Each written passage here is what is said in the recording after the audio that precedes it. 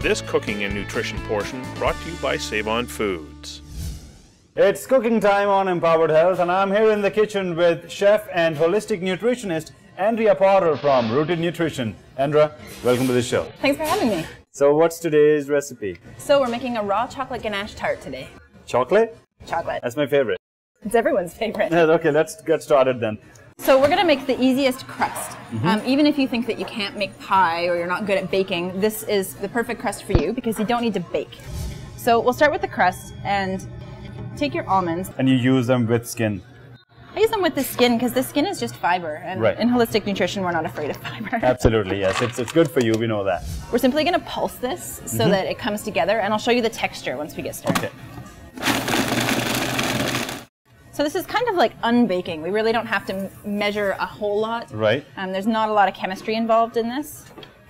And I'm using a 9-inch pie springform pan. Okay.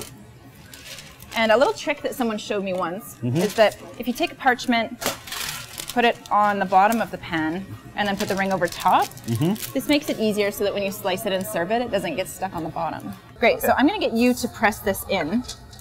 Spread it across evenly? Spread it across evenly and then push it in with your hands. Yeah. I could even get a spoon in there if you want to use the back of a spoon. Cool. I'm just going to smooth this out a little bit.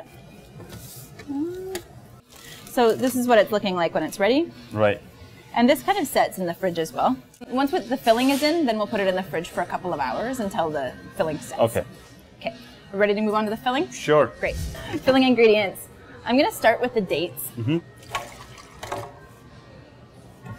So dates first. Agave syrup. Agave syrup. Okay. This is one of my favorite liquid sweeteners. Did you want to add the chocolate powder? Right in here? Yeah. Okay.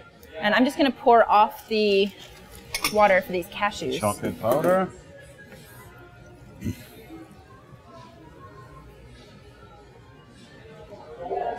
And how long did you soak the cashews for? I soak them for at least half an hour just to soften them. Get the vanilla. A little bit of vanilla for flavor. So you could put orange zest in here. Some people love chili chocolate. It's kind of trendy right now or whatever, so you could put some chilies in there. All right. Yeah. So then we're going to add the oil in a minute. Firstly, I just pulse it in the food processor or the blender to get it going. Right. And then we're going to add the coconut oil. Okay.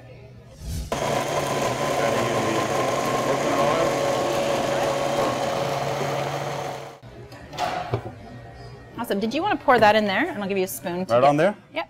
Okay. It's become quite creamy, actually, yeah.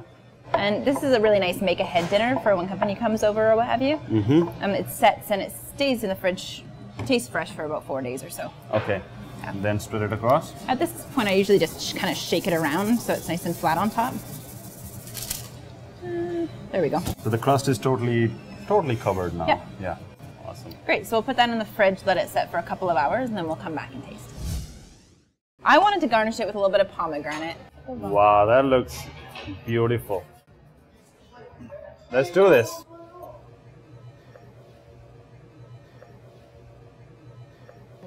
Oh, Andrea, this is awesome. I agree. You can find out more about this recipe in today's Vancouver Sun or online on vancouversun.com/empoweredhealth. Andrea, thanks for being on the show. I'm going to finish all of this.